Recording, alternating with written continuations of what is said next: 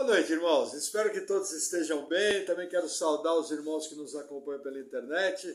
Vamos fazer uma oração. Senhor, estamos diante da Tua palavra. Pedimos em nome de Jesus que o Senhor venha nos dando sabedoria e entendimento. Edifica a Tua igreja nessa noite, Pai. Em nome de Jesus, amém. Amém, irmãos. Chegamos em Êxodo capítulo 17. Deus abriu o Mar Vermelho, destruiu o exército de Faraó, fez com que o povo caminhasse por um caminho diferente para não lidar de frente com os filisteus. Mas o que nós vamos estar notando? O Senhor, situação após situação, está colocando Israel à prova. As situações vão surgindo e Deus está comprovando o seu poder. Como na nossa última palavra, fez chover codornizes e fez descer maná do céu. Esse maná Deus vai fazer permanecer até a tomada da terra prometida, por 40 anos. Então, assim, muito importante nesses trechos do livro do Êxodo, entender que quando coisas ruins acontecem ou quando problemas surgem, isso jamais quer dizer que Deus não está no controle. Muitas vezes o problema está dentro do plano de Deus, está dentro da sua ação redentiva, está dentro da sua ação transformadora e quer gerar em nós fruto. O problema é que quando as situações surgem, e situações que trazem desconforto, muitas vezes eu fico incomodado. E a nossa tendência é reclamar. A nossa tendência, muitas vezes, é até ficarmos cegos daquilo que Deus vai fazer. Nós vamos notar nas narrativas Deus operando, situação após situação, milagre após milagre. Mas tudo isso vem em cima de problemas e situações. E problemas e situações são as mais básicas. Fome, vontades de comer carne. E no capítulo 17, não vai ser diferente. Amém? Então vamos lá, Êxodo 17, versículo 1. Depois, toda a congregação dos filhos de Israel partiu do deserto de Sim, pelas suas jornadas, e segundo o mandamento do Senhor, e acampou em Refidim, e não havia ali água para o povo beber. Veja que interessante. Quem guiava os acampamentos de Israel? O Senhor. Esse texto nos ensina isso. Todo o mover do povo de Israel está sendo feito por Deus. Por quê? Que é importante eu saber isso. Porque Deus tirou o povo de uma situação em que ele supriu o povo e mandou para um lugar chamado Refidim. E o que acontece em Refidim? Não tinha água. Aí você fala, peraí, não entendi. Pô, Deus faz o povo, acabou de dar maná para comer, acabou de dar codorniz para comer. Aí provavelmente a coluna de nuvem, a coluna de fogo e a nuvem se levantaram para que o povo se deslocasse. E aí Deus acampa o povo num lugar que não tem água. Aí você fala, não entendi nada. Eu também não. Vamos ver o que vai acontecer. Versículo 2. Então, contendeu o povo com Moisés e disse, dá-nos água para beber. E Moisés lhes disse, por que contendeis comigo? Por que tentais ao Senhor? Veja que interessante. O povo, é lógico, grilou. Não tem água. E aí eles foram para cima de Moisés. E Moisés meio passa a bola, fala tipo, gente, eu não tenho... Veja, Deus nos colocou para acampar aqui e eu não tenho poder para gerar água. Mais ou menos isso que está rolando aqui. Só que Moisés faz uma advertência. Por que vocês estão tentando a Deus? Em que sentido? Por causa das murmurações. Já é a terceira vez que o povo de Israel está murmurando. Essa é a prática de Israel, praticamente em todo o Pentateuco. nós vamos sempre ver traços de murmuração. E isso aí é um ato contra Deus. Quando eu murmuro, eu estou murmurando contra a soberania de Deus, sendo que o correto era falar, Senhor, não estou entendendo nada. O Senhor nos fez levantar daquele lugar, nos trouxe até Refidim, aqui não tem água. O que o Senhor está pretendendo fazer com isso? Percebe que é diferente de contender? É uma oração correta? Não existe nenhum problema você discutir, argumentar com Deus para ser edificado. Mas o povo não fez isso, o povo murmurou e foi para cima de Moisés. E olha o que acontece. Tendo, pois, ali o povo sede de água, o povo murmurou contra a mulher Moisés e disse, por que nos fizeste subir do Egito para nos matares de sede, a nós e aos nossos filhos e ao nosso gado? E clamou Moisés ao Senhor, dizendo, que farei a esse povo? Daqui a pouco me apedrejará. Olha o nível da contenda. Moisés se sente ameaçado de ser apedrejado pelo povo. O povo muito rapidamente recebeu o pão do céu. Na primeira circunstância, eles foram de maneira violenta contra Moisés. Se o texto fala que Moisés falou para Deus, daqui a pouco o povo me apedrejará, é que Moisés realmente enxergou esse risco. Aí você entende por que eles estavam contendendo contra Moisés e contra Deus. O povo passou da conta. Só que aí Moisés fez o que todo homem de Deus deve fazer. Isso serve de exemplo para nós. Surgiu o problema. Em vez de ficar brigando, em vez de ficar esperneando, vai orar. Vai orar. Nós queremos soluções fáceis e esquecemos que o único que pode dar a solução é Deus. E que Deus é glorificado em nossas orações atendidas. Deus poderia muito bem agir sem nossas orações, mas Ele escolheu, por causa da pequenez da nossa fé, usar o caminho da oração, que é um caminho que, primeiro, Ele é glorificado, segundo, nos ensina a andar na dependência de Deus, terceiro, fortalece a nossa pequena fé. E essa foi a forma que o Senhor escolheu. Lembrando que a terra foi dada aos homens. E lá no Jardim do Éden, a Adão foi dado a condição de domínio. Nós somos a coroa da criação de Deus. E ainda nós carregamos características da imagem e semelhança de Deus. E como povo de Deus, habitado pelo Espírito Santo, nós somos sacerdotes. E podemos entrar ousadamente no Santo dos Santos, como o sacerdote do Antigo Testamento fazia, e apresentar diante de Deus os nossos pedidos. Percebe como é nobre e essencial esse caminho da oração? E esse exemplo de Moisés nos leva a orar. Amém? Amém. Versículo 5. Aí vem a resposta. Então, disse o Senhor a Moisés, passa diante do povo, e toma contigo alguns dos anciãos de Israel, e toma na tua mão a tua vara, com que feriste o rio, e vai. Eis que eu estarei ali diante de ti, sobre a rocha, em Horebe, e tu ferirás a rocha, e dela sairão águas, e o povo beberá.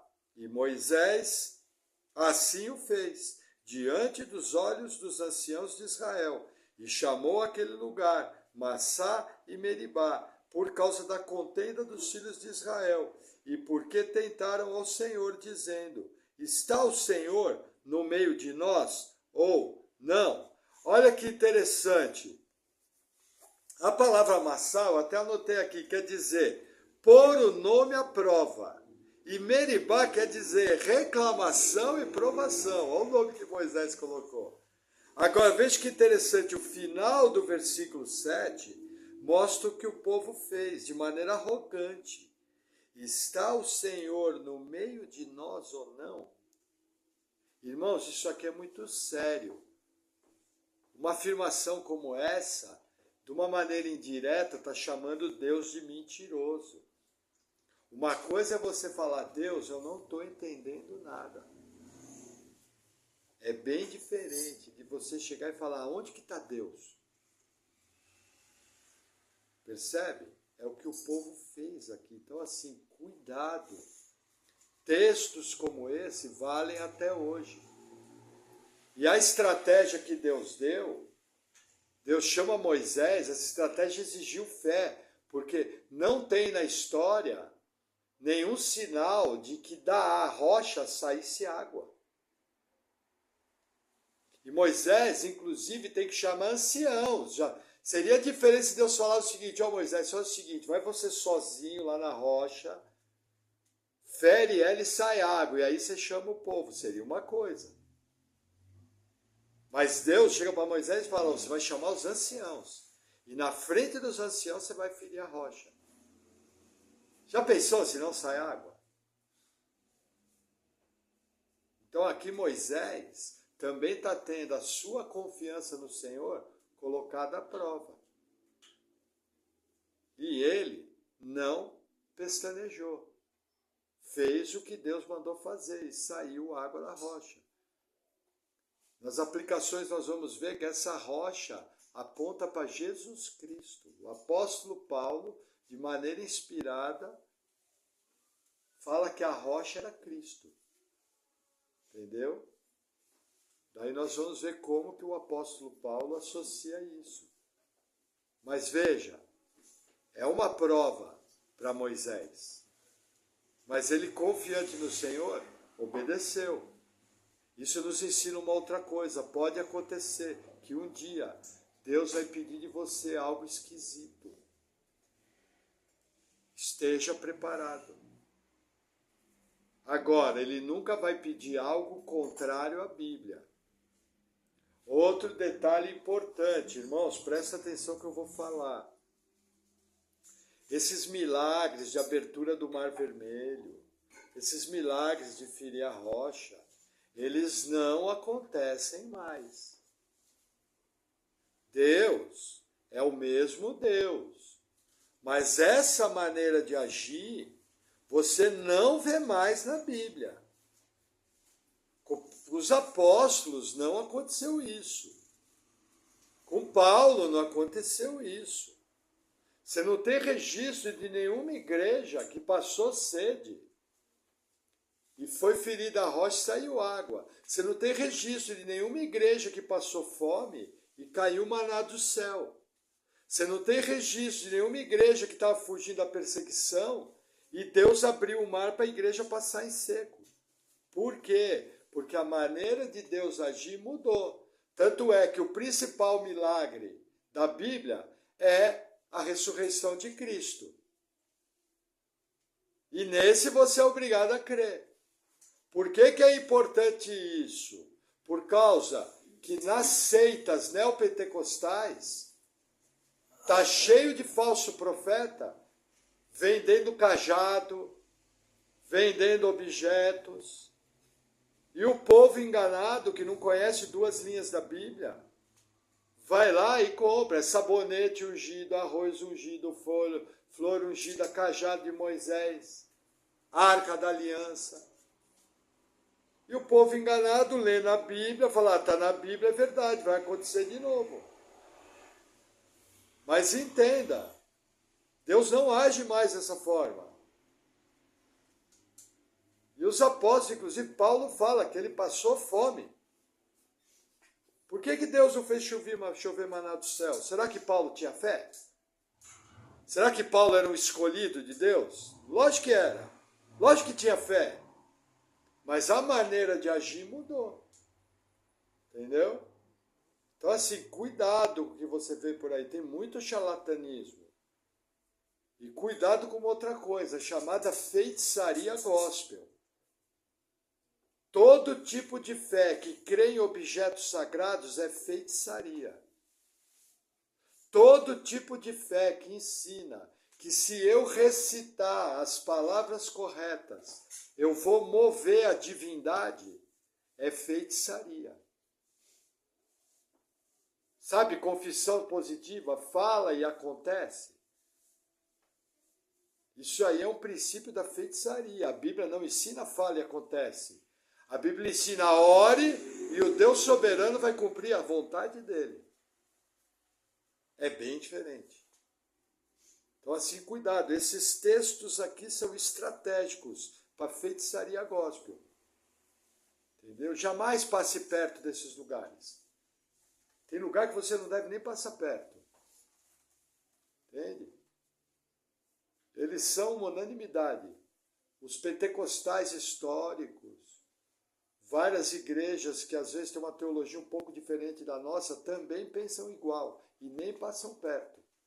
Uma coisa é diferença de interpretação de algumas passagens bíblicas.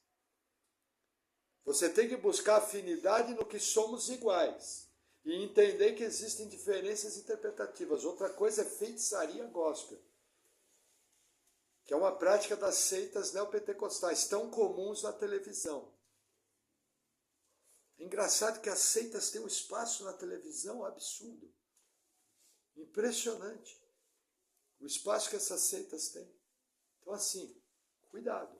Amém? Amém. Vamos seguir. Versículo 8. Então veio Amaleque e pelejou contra Israel em Refidim. Por isso disse Moisés a Josué: escolhe-nos homens e sai, peleja contra Amaleque. Amanhã eu estarei sobre o cume do outeiro, e a vara de Deus estará em minha mão. E fez Josué como Moisés lhe dissera, pelejando contra Amaleque. Mas Moisés, Arão e Ur subiram ao cume do outeiro. Veja que interessante. Amaleque faz um ataque contra Israel. Mas não foi qualquer ataque. Primeiro, os amalequitas eram um povo do sul do que é hoje Israel. Eles eram um povo nômade do deserto. E eles viviam de saques. Eles atacavam as caravanas do deserto. Provavelmente eles olharam o povo de Israel, viram que eles não eram preparados para a guerra, viram que eles não tinham tantas armas assim, embora eles devam ter recolhido muitas armas da praia, que o Mar Vermelho jogou armas do exército de Faraó. Eles devem ter recolhido, porque vários soldados estavam na praia mortos, então provavelmente recolheram. Mas o único treinado militarmente era Moisés. E a Bíblia nos mostra que esse ataque não foi um ataque comum, foi um ataque covarde. Presta atenção à narrativa do evento em Deuteronômio 25. Presta atenção, Deuteronômio 25, 17. Deus falando: lembra-te do que te fez Amaleque no caminho, quando saías do Egito.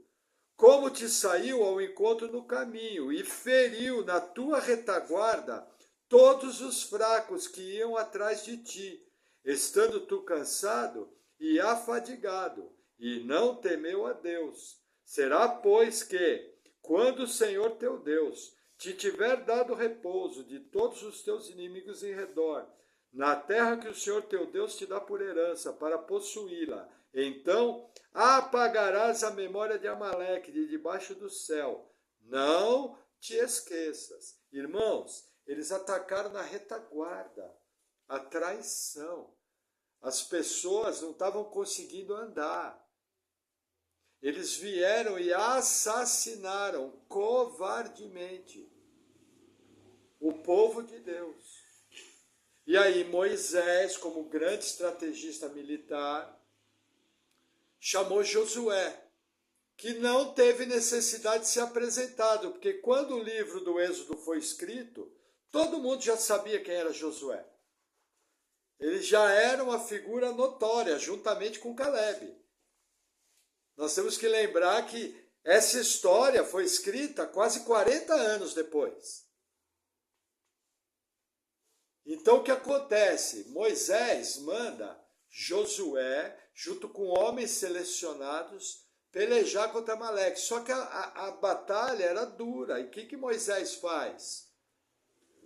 Provavelmente por direção do Senhor, Moisés sobe ao monte, junto com Arão e com Ur. Para quê? Porque lá no alto do monte é que a verdadeira batalha ia acontecer. É uma batalha espiritual, é uma batalha de oração. Aqui nós vemos das principais estratégias de Deus quando os problemas vêm. Irmãos, gente morreu. Eles tiveram que enterrar pessoas que eles conheciam. Vocês imaginam a seriedade? Antes foi fome, caiu maná do céu. Depois foi sede, saiu água da rocha. Agora é morte. Lembrando que o Deus soberano permitiu que isso acontecesse.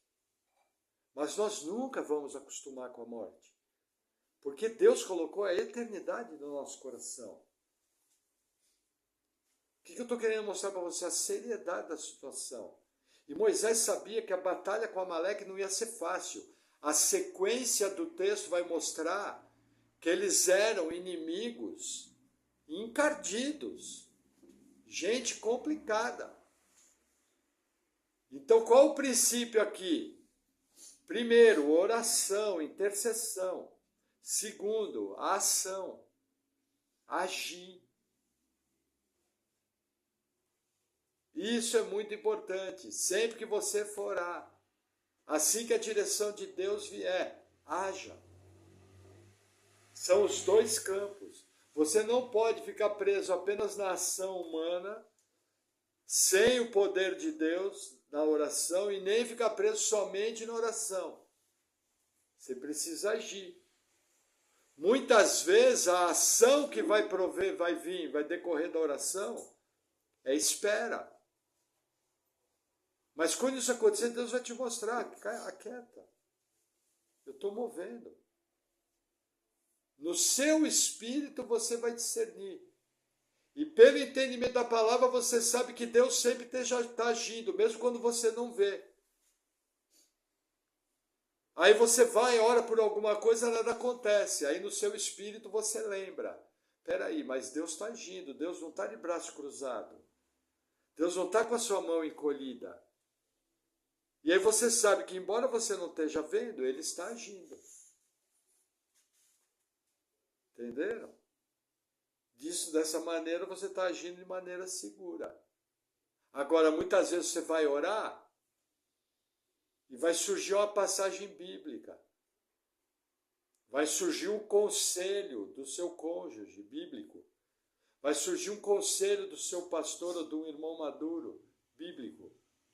E você vai agir, mas os dois caminham juntos. Percebe? É o que está acontecendo aqui. Mas vamos ver o desenrolar dessa batalha. Versículo 11. E acontecia que, quando Moisés levantava sua mão, Israel prevalecia. Mas quando ele abaixava sua mão, Amaleque prevalecia. Porém, as mãos de Moisés estavam pesadas. Por isso tomaram uma pedra e a puseram debaixo dele, para assentar-se sobre ela. E Arão e Ur sustentaram suas mãos, um de um lado e outro do outro. Assim ficaram as suas mãos firmes até que o sol se pôs. E assim Josué desfez a Amaleque e a seu povo, ao fio da espada. Olha que interessante, a grande prova que estava vendo logo primeiro, capítulo 9 do Êxodo. Quando Moisés está falando com o faraó, ele fala, eu levantarei minhas mãos e orarei ao Senhor. A postura clássica do povo de Israel orar era de olhos para cima e mãos erguidas. Hoje nós oramos de maneira diferente. O nosso hábito qual que é? Abaixar a cabeça. Não existe problema, tá? Os dois estão certos. Mas se você quiser orar levantando a mão, olhando para o céu, fica à vontade, também é bíblico. Mas a grande prova que a batalha espiritual estava acontecendo lá em cima é o seguinte, quando Moisés levantava a mão orando, o povo prevalecia. Só que as mãos dele começaram a ficar pesadas, e aí ele abaixava a mão. E aí tem o outro ensino. De maneira prática, Arão e Ur colocaram uma pedra debaixo de Moisés para dar sustentação. Dessa maneira eles precisaram apenas segurar a mão levantada. O que está nos ensinando aqui?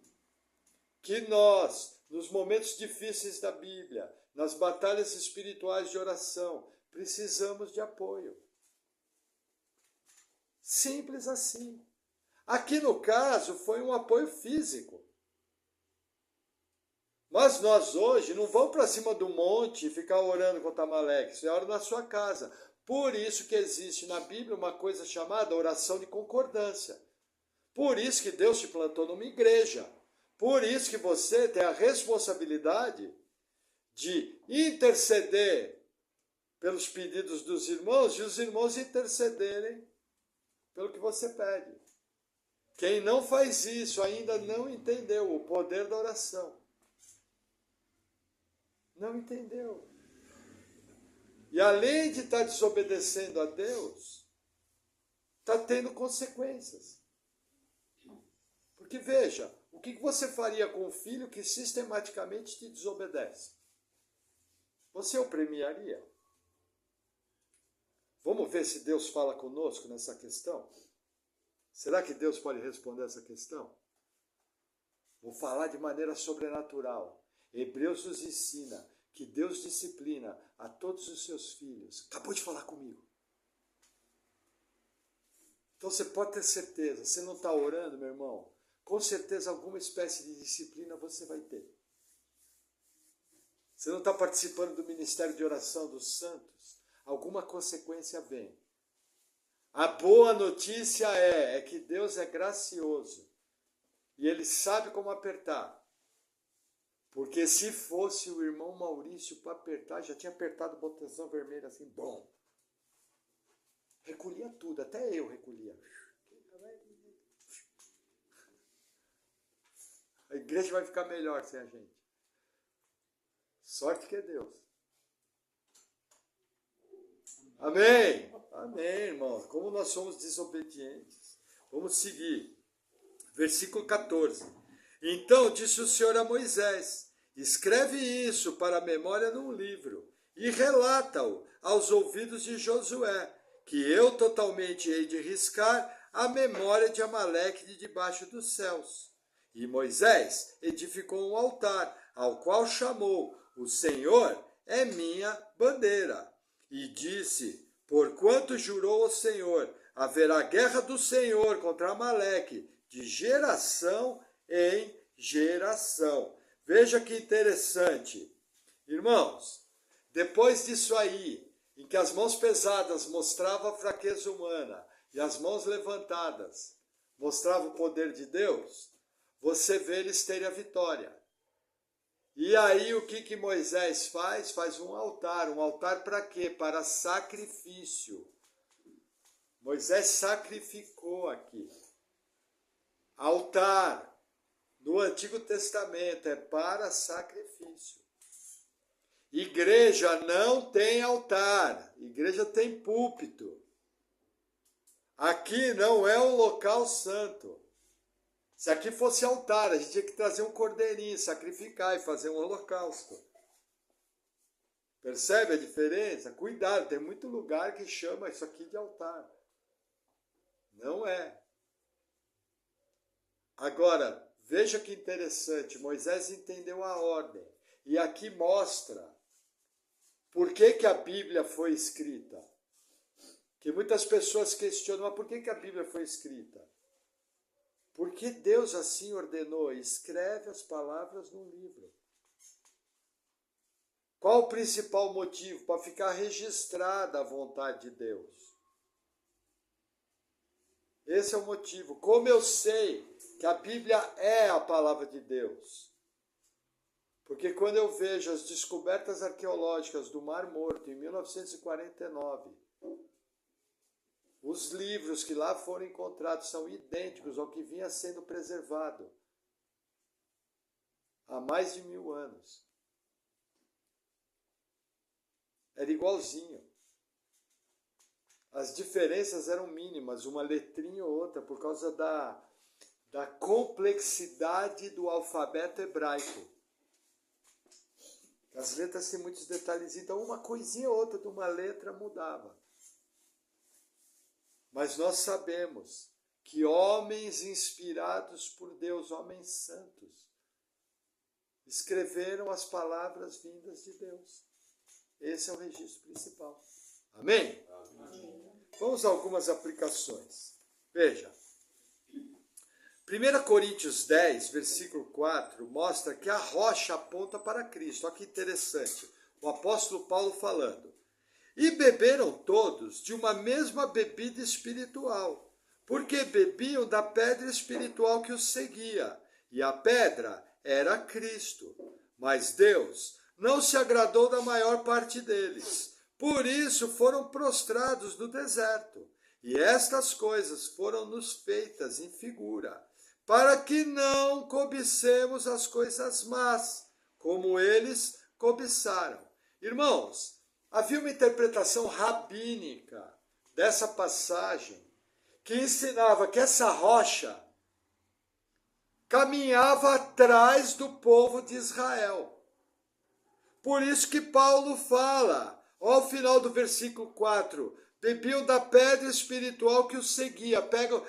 Paulo pega essa história dos rabinos, não que a rocha seguia eles, mas aí ele usa isso como uma alegoria, dizendo que Cristo estava presente com o povo.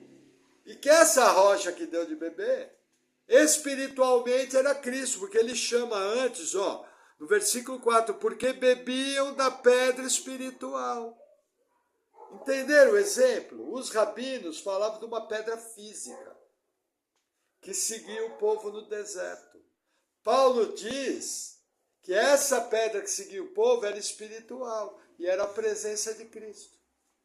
E que o povo bebia espiritualmente dessa presença. E aí Paulo nos alerta, olha gente, não murmurem contra Deus da mesma maneira que o povo murmurou. Não façam isso, não reclamem contra Cristo. Tudo que está acontecendo está debaixo do absoluto controle do Senhor. Agora tem um monte de coisa que eu não entendo.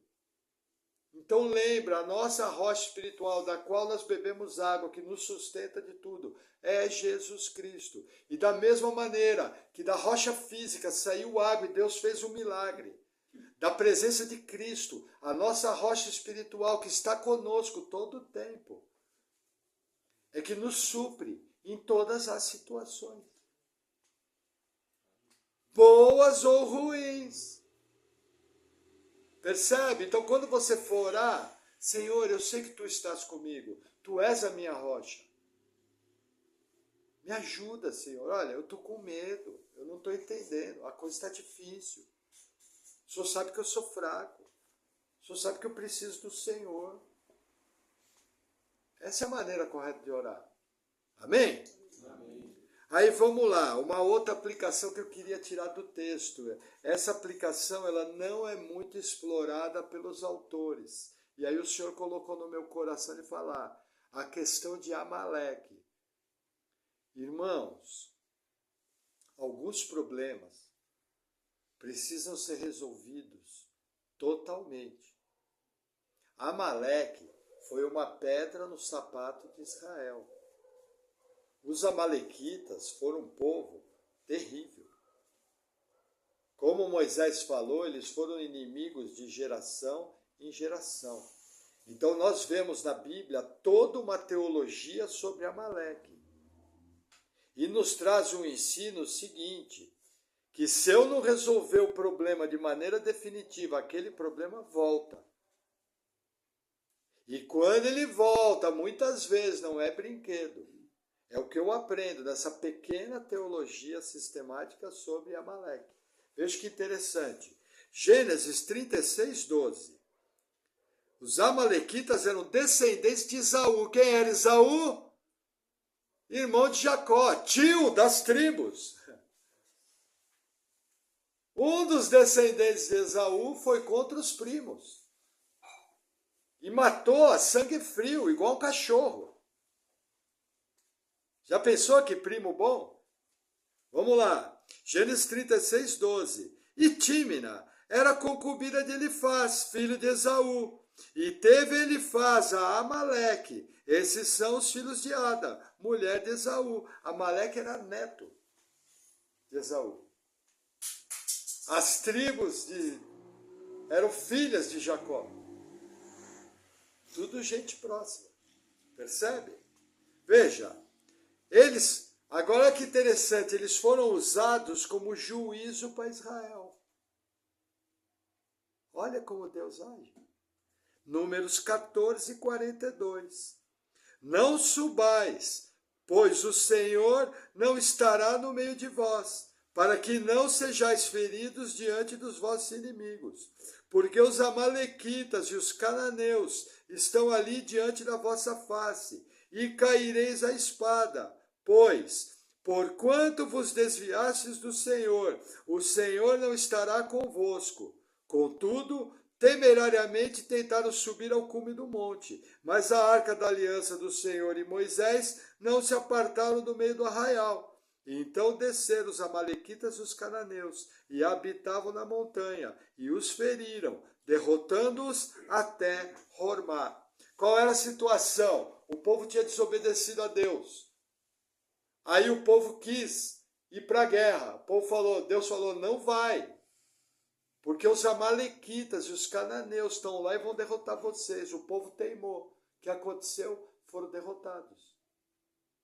Isso mostra o quê? Que Deus usa na sua soberania pessoas ímpias para castigo. É muito importante você guardar isso. Isso explica muita coisa. A questão de muita coisa que acontece até hoje no mundo. Então, cuidado. Que mais? 1 Samuel 15, versículo 2. Assim diz o Senhor dos Exércitos: eu me recordei do que fez Amaleque a Israel, como se opôs no caminho, quando subia ao Egito. Vai, pois, agora e fere Amaleque, e destrói totalmente a tudo que tiver, e não lhe perdoes. Porém matarás desde o homem até a mulher, desde os meninos até os de peito, desde os bois até as ovelhas, e desde os camelos até os jumentos. Versículo 8. E tomou vivo a Agag, rei dos amalequitas, porém a todo o povo destruiu a fio de espada. Qual é a situação aqui? O rei Saul entra em guerra com Amaleque. Deus dá ordem, mata todo mundo.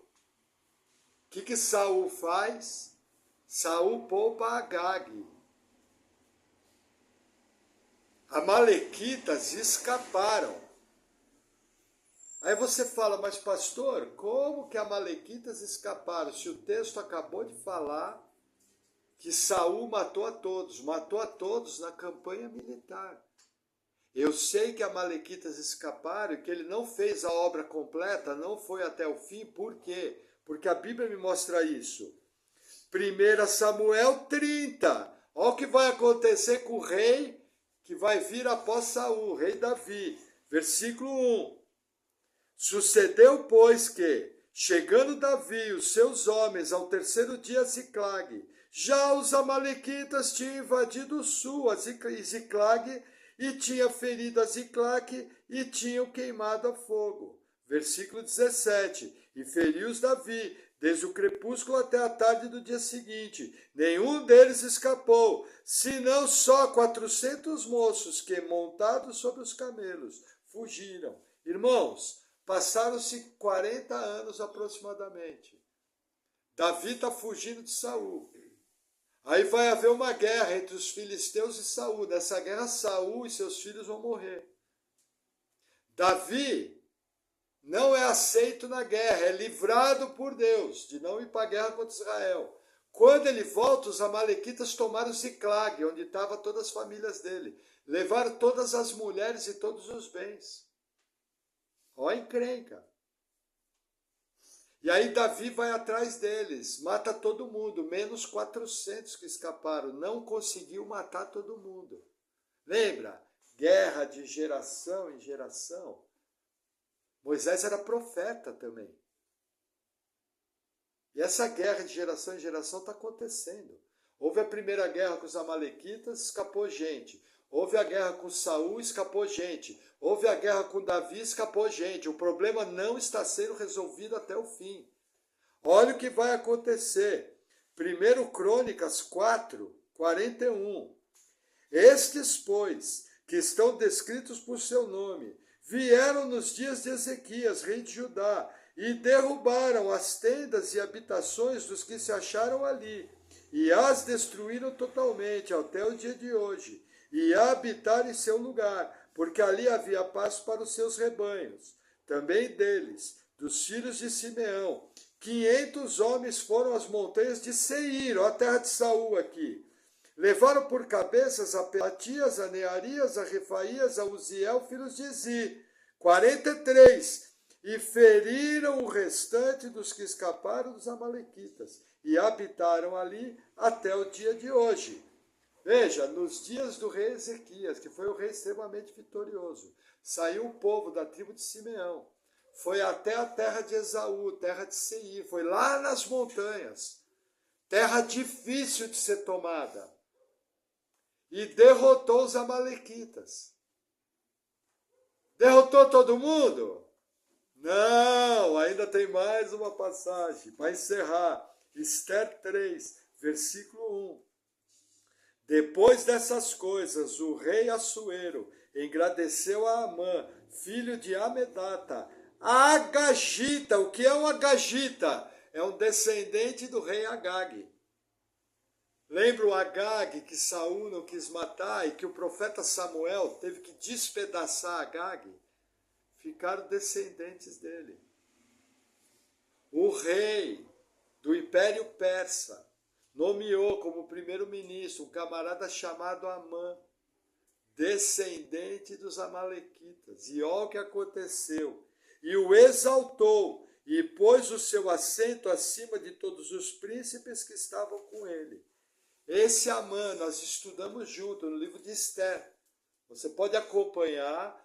Nós temos Ester exposto versículo a versículo no canal da nossa igreja.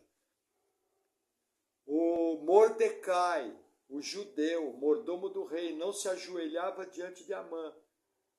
Amã fez um plano onde ele conseguiu um decreto do rei, que em dia marcado os judeus seriam exterminados de todo o império. Foi nesse evento do livro de Ester que os amalequitas foram riscados do mapa. Só para vocês terem uma ideia, quase 1000 anos depois,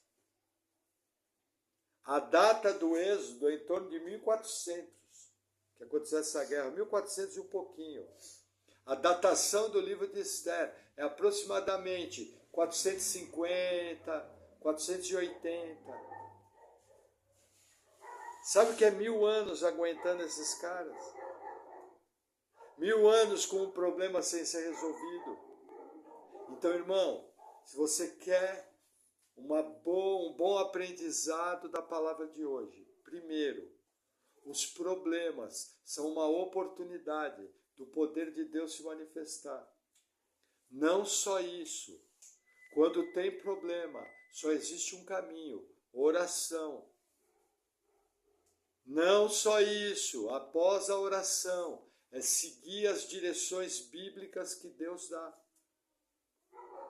E aí, para encerrar, quando tiver que resolver algo, vai até o fim. Derrota todos os inimigos. Como falava meu primeiro pastor, vai, derruba o inimigo com uma pedra, pega a espada dele, corta a cabeça e traz como prêmio, usando o exemplo do rei Davi. O rei Davi derrubou Golias. Ele podia ter parado ali, não o que ele fez. Ele correu em direção, porque ele não sabia se estava morto ou não.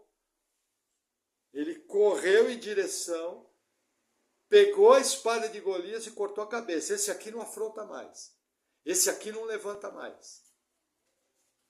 Então aprenda, problemas foram feitos para ser resolvidos até o fim. Uma palavra de consolo. Até esse seu pastor tem áreas que ainda precisam ser resolvidas. Porque a vida cristã é um caminhar diário e nem sempre, por falha nossa, nós não conseguimos realizar tudo aquilo que tem que ser feito. Porém, pela graça do Senhor e pelo poder de Deus, nós vamos conseguindo dar resposta. E caso a caso, vamos respondendo e vencendo os nossos inimigos até o fim. Amém? Amém. Vamos orar? Senhor, obrigado por tua palavra.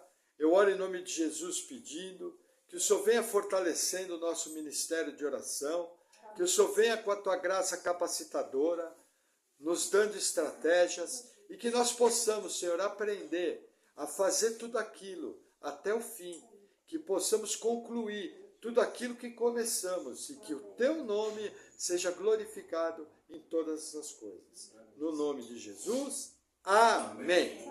Amém, irmãos. Amém. Glória a Deus. Deus abençoe a sua vida.